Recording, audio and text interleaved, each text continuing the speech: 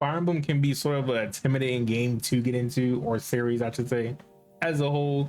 But it really doesn't have to be. Looking at how we have so many different entries for the game, we have Awakening, Fate, Shadows Valencia, things like that.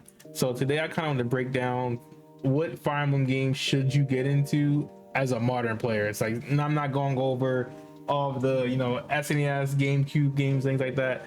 I'm gonna go 3DS and up, really. So Fire Emblem is a tactical RPG that's really known for different difficulty you play on, the strategy. I go through the complex maps, characters, and story, things like that. This, that, and other. And like I said, earlier we're gonna go over Awakening, Fates, Shadows of Valencia, Three Houses, and lastly Engage, which is the latest one.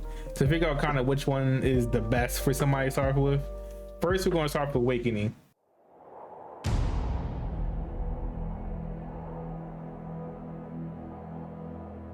Now Awakening for me is, and probably a lot of other people, is where Fire Emblem really became a good name really in Nintendo, because before I didn't really know what Fire Emblem was. Only thing I knew from Fire Emblem was like Marth and Roy and Smash Melee, things like that. And then I Ike and Brawl, all that other stuff. And yeah, Marth too, he's doing Brawl, yeah.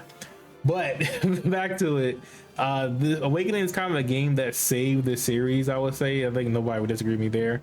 Back in those days, it was like me watching Etika, rest in peace, watching him play Awakening kind of got me like, okay, I want to try this game. And it was really weird because it was my first time playing like a tactical RPG, and I was like 12 or something. I had to be like 11 or 12, something like that.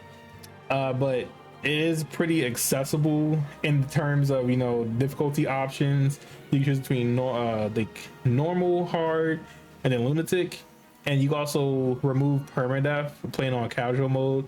The thing with like every game before Awakening, it was permadeath or nothing really. So that's kind of why I like this game a lot too. I didn't really want to play on permadeath because like my first time playing tactical, so everybody's gonna die, and then I've been pretty bad.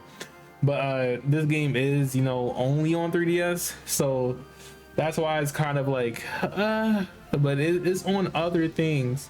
If you try hard enough, it is on different things. But I like the story of the game. Story's pretty simple. You wake up, you're playing as Robin, you wake up in the field, you meet Crom. Oh my goodness, I forgot his sister's name, Lisa and Frederick. And it's in the middle of a war happening, things like that. Different political stuff happens. Not gonna spoil it for you. There is a demo. Dang it, you can't download that. I forgot the eShop is gone. But yeah, it's a 3DS game. There's customization in terms of you customize your avatar a little bit. Nothing crazy happens there. You can pick like the classes, your talent, your boon and bane, things like that. Kind of adjust how you want your character to play. I would recommend I guess like if you're just going straight through one time, just make a Magic Robin. Magic Robin will not let you down, I promise. And your kid. Also, one other thing, this is the game that introduced having children, and so that's a whole thing in this game. It's kind of a little time travel-y, so to speak. Like you have children fighting as well. But the only thing that might be a little bit daunting to somebody is it's an older Fire Emblem. It's not the old Fire Emblem, but it's like 2012, 2013 Fire Emblem, so that might be a little bit. But if you don't mind like playing like a little older series and entry in series, I said series entry in a series, is not a bad game. But next we're going to take a look at Fire Emblem Fates. Flowing like time, You are my child now. Now, once and for all, no more games. To the death. All right, so Fire Emblem Fates is split into 3 different games. You have Birthright, Conquest, and Revelation. Birthright is more of the one you should start with. You choose this game, you want to go in that exact order I said. Really, that's like the easier Birthright, so the easier like path to go through, kind of get you into like the world more so. Conquest is okay, you beating Birthright, you want to go on the other side and see how that kind of goes. It's a lot more complex, not really too much room to grind that game at all. So you gotta like, it's just like you're more of a seasoned player and you're just going through for your second time, the revelation kind of ties in the whole story. And the whole kick for this game is like you're Corrin, you have like your birthright is like your biological family you side with in the big war that's happening in that world.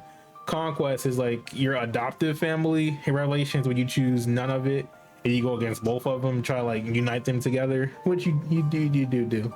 Won't spoil anything else on that just in case you do want to play these games. But this game does introduce customizing Corrin a bit more, both in terms of visually and, you know, different talents and new classes, boom, bang, things like that. There's a lot of maps because, you know, there's 3 different routes, so it's going to be a lot of maps. And the combat is a bit more refined from Awakening, which is pretty good. The only thing that would be bad about this game is the split versions. And some version, okay, I guess, yeah, Birthright story is kind of weak. Conquest is better. Revelation's like mid. That's how I would really view it. But this is like an improved upon Awakening. They're all different stories, so you don't have to play Awakening to play this game. But it's kind of cool if you do play Awakening before playing this game, because certain things tie into certain things, I would say. I'm not going to spoil any more of that. But next, let's go into Fire Emblem Echoes, Shadows of Valentia. Look how far you've come, home. Are you ready to take the lives of others into your hands? And are you ready to fight and bleed until Sophia and all of Valentia is saved? Warriors, it's time! Time to defeat Emperor Rudolph and bring this bloody war to an end! Who will defend Sophia? So I'm just going to refer it as Shadows of Valentia, or I'm going to say Echoes, really. That'd be a lot easier. Fire Emblem Echoes is a remake of Fire Emblem Gaiden, which is, I think, like either the third, it's like the second or the third Fire Emblem. I do not remember. But this has, oh my goodness, this has a blend of dungeon crawling, which is new to Fire Emblem as a whole. Kind of wish it did a little bit more, but they didn't, which is kind of, it was okay, whatever. And different strategies with maps. This game also does have a lot of voice acting. I think it's mainly voice acted. You correct me if I'm wrong. It's been a little bit since I played this one, but it's a good chunk of his voice acting. And the story is, you know, pretty like simple war story, things like that. Won't go into too much about it. The only thing that kind of sucks about the game, I would say, is the maps are kind of repetitive. So when you do your dungeon crawling sort of aspect, so you'll see like enemies on the overworld and then you'll like hit them and then you go into like a map where you do your fight. That kind of gets super repetitive, and a lot of fights will just be like the same map, it kind of does get repetitive. And there's less customization in terms of, you know, the main characters. This one is and Celica, 2 main characters. You don't customize them at all. They're just what they are for the most part. You can customize like your different units, everything that, and having class changes is kind of more simplified in this game. So I like that. You don't gotta really like, I guess you could think, but you have a lot of flexibility, I would say. So this is a game that I would say you would play after you play at least one Fire Emblem game. I think that'd be pretty good. You have like 1 or 2 in your belt, then play this game. Next, go over Fire Emblem 3 Houses. Long ago, the divine Seros received a revelation from the goddess, a gift to help guide the lost.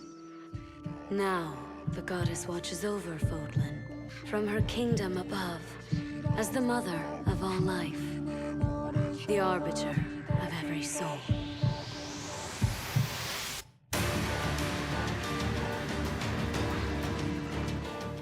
So Fire Emblem Houses is like the first Fire Emblem game we got on Switch, which, you know, Switch sold really good. So in turn, this Fire Emblem game was a super, you know, it did really well. I think it's the most bought Fire Emblem. I think it's the most one, to be honest. I think that behind it is like next we'll talk about. But this game is in a school sort of setting. Well, for the most part, it's in like a monastery school sort of setting, and your character is the teacher at the school, and you have to choose which class you want to do that year. And that's like where it has different stories, or try to say 3 routes really. Like it's called 3 houses, so the 3 routes, and then there's a DLC one which you don't really, I would say play if you want to. You go through your base game and then go into that, I would say. But for this video, we're gonna focus on the 3 main routes. There's Golden Deer, Blue Lion, and then Black Eagles, which is Edelgard, Dimitri, and Clyde. This game is a really heavy focus on the social aspect. It's kind of, I don't want to use this comparison, but it's a good comparison. It's like Persona 5 sort of, like, and like in between you're kind of like, you know, hanging out with your friends, whatever, in this case your classmates, and then, you know, you get to form a bond for everybody, things like that. This game kind of doesn't go like chapter 1, chapter 2 to chapter 3, just do map straightforward. There's in between time a lot, you know, teaching lesson plans, things like that. It's nothing, no, you don't gotta write no curriculum, nothing. It's nothing crazy. You just click something, teach somebody something, that's it. Nothing, you don't gotta do nothing. No, it's not actual like 9-to-5 job or anything. The pro about this game is super approachable. Like I said, there's, you know, social aspect, everything, and there's a lot of modern quality of life change in this game in terms of you like weapons, stuff like that. Classes is like class level up is a lot, you know, more straightforward, and like even weapon like experience, weapon like adept, what was it, I forgot what it's called, like weapon, I'm just called weapon knowledge. It's a lot easier to get your weapon knowledge out for characters that use more powerful things. The only thing bad about this game is it's very long. It is super long, and just because of like a lot of routes. The routes are pretty long. It's not like you're going through Fates where it's like chapter 1, 2, 3, 4, you know, you just go straight through. It's kind of, you gotta really dedicate your time for this game, which isn't a bad thing. If you're like, you really want to dedicate to Fire Emblem, this game is not bad at all. I like it a lot. I just got my girlfriend into it. This is her first time playing it. She likes it a lot. She chose Black Eagles. Oh, it's gonna be something. But yeah, that's 3 houses. Let's move on to the last one, Fire Emblem Engage. You must not allow them to capture any more of the rings. Gather together all 12 rings. No! Please!